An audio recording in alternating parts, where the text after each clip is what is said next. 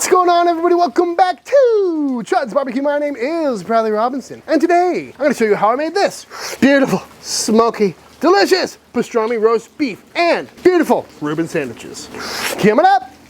A few months back, I made a video all about how to make a pastrami style brisket. And in that video, I talked about the few different styles of pastrami you're gonna see around the country. What we made in that video was kind of a Texas version of the New York deli style of pastrami, meaning it's smoked until tender, sliced thin, and served hot. But today, we're gonna take a different stab at pastrami and make what I like to call pastrami roast beef, which is something you're likely gonna find in your deli at your local grocery store or in the cold cut section. So what we're gonna do is take an eye of round, we're gonna brine it like a pastrami, we're gonna smoke it, chill it, slice it real thin on the meat slicer, and it is going to be delicious.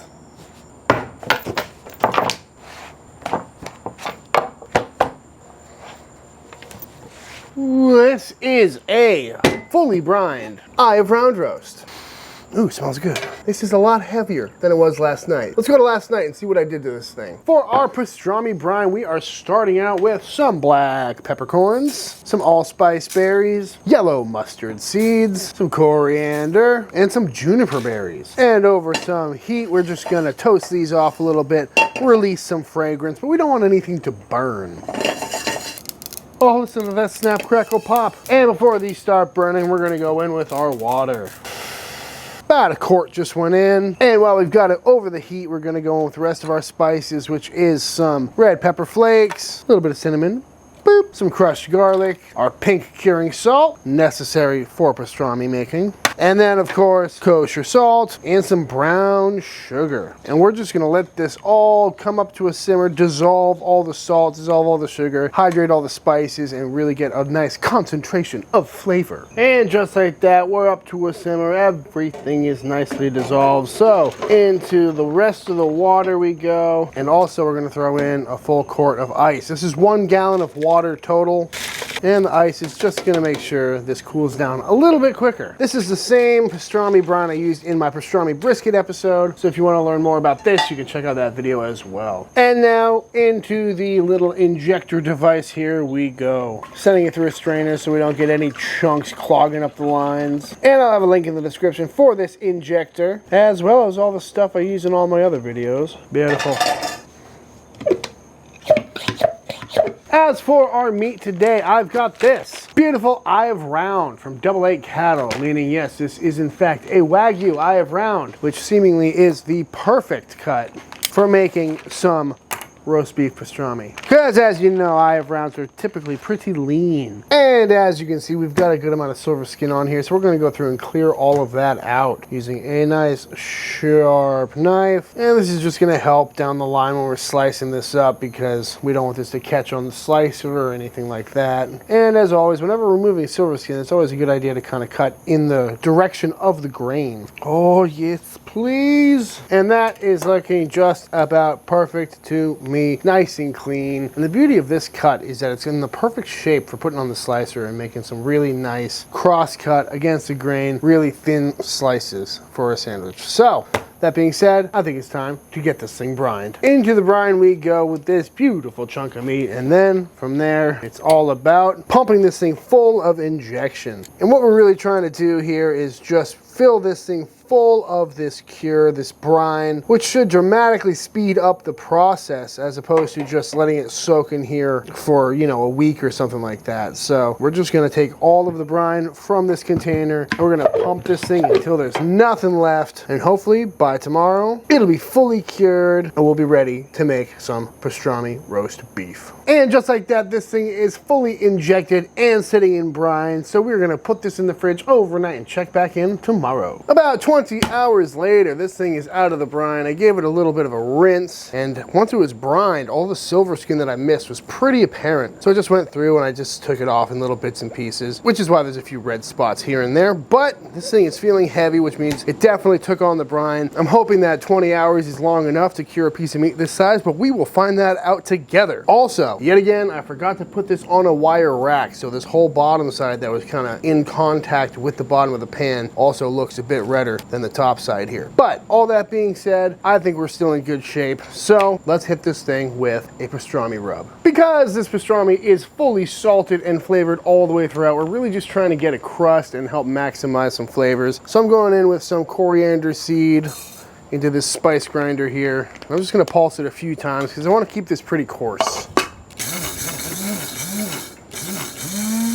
That is looking pretty good to me.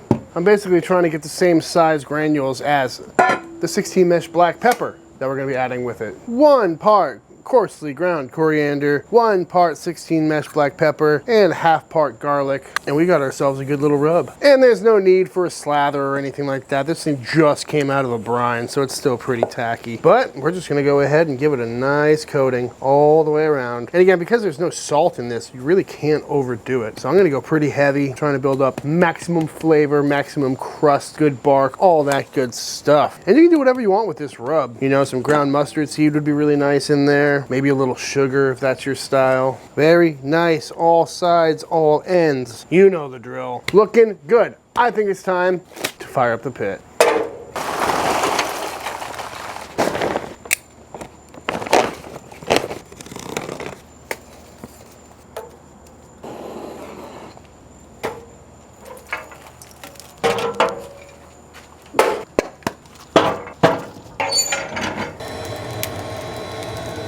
Onto a 275-degree smoker, this pastrami roast goes for the next little bit.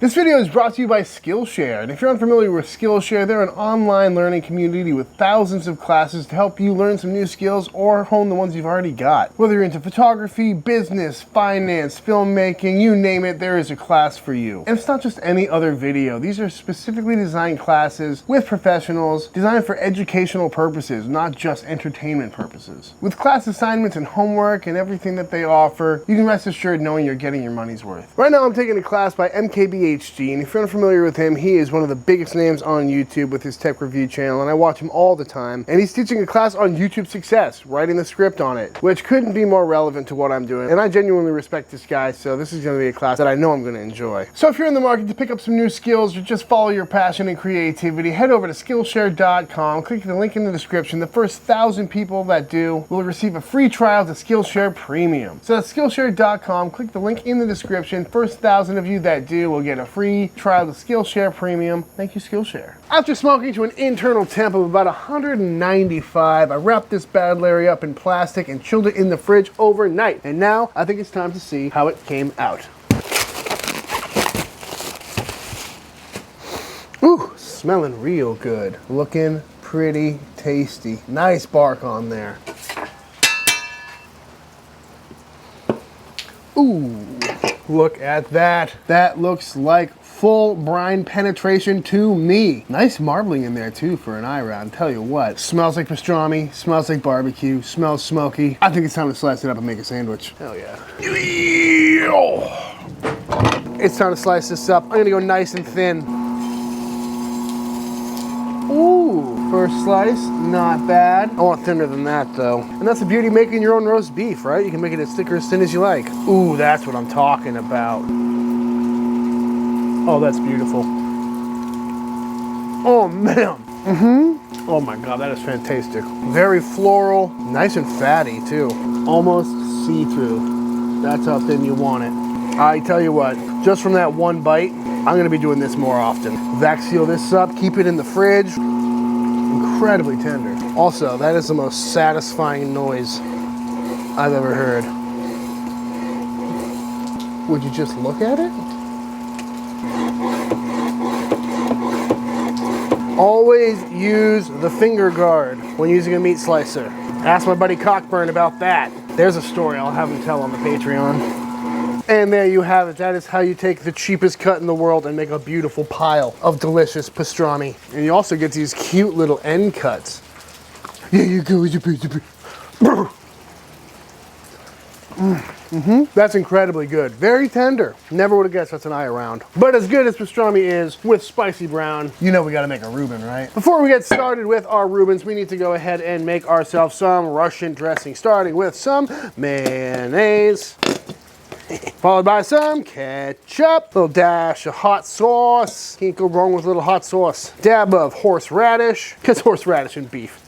You know how it goes. Also gonna go in with a dash of paprika for some good color. Nice pinch of garlic powder. Fresh garlic also works really well, but believe it or not, I'm out. A little bit of black pepper, some Worcestershire sauce, just a little bit. And because Josh Weissman told me to, I'm gonna put some chives in there as well. And we're just gonna get in there and whisk that all together, give it one final taste, make sure everything is where we want it to be, but there it is. Russian dressing, pretty simple stuff, pretty similar to Thousand Island. I like the addition of that horseradish though. Always strain your kraut, folks. No one likes a soggy Reuben.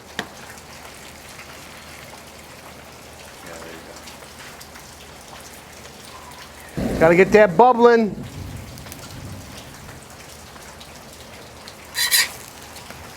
Beautiful. Oh, yes, please. Evan. Yep. Would you like to try a Reuben sandwich? I would like nothing else in the world more than to try a Reuben sandwich. Like, the smells coming off of this thing are very authentic. Wow. Very smoky right off the bat. So good. This pastrami by itself is just incredible. Perfectly bite through too, very tender. Yeah. Shocking for the eye of round. Yeah. It's the king of sandwiches for a reason. Yeah. It's so simple. That rye bread really is what kind of ties it all together. Everything just working together in harmony. Truly is greater than the sum of its parts. That's a good sandwich. It's just the natural shape of it.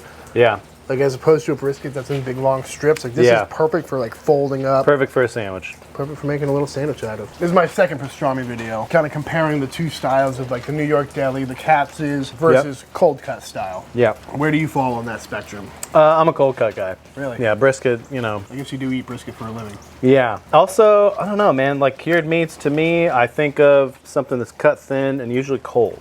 You're like, a brisket is pretty intense by itself. Yeah. Very barky, very smoky. Right. So to add a bunch of extra spices in there, it's a little heavy. So I'm kind of with you on this. Like this is a sandwich I could eat, you know, a couple times a week as opposed to brisket, pastrami. I'm gonna get down on one of these little goblin dicks right here.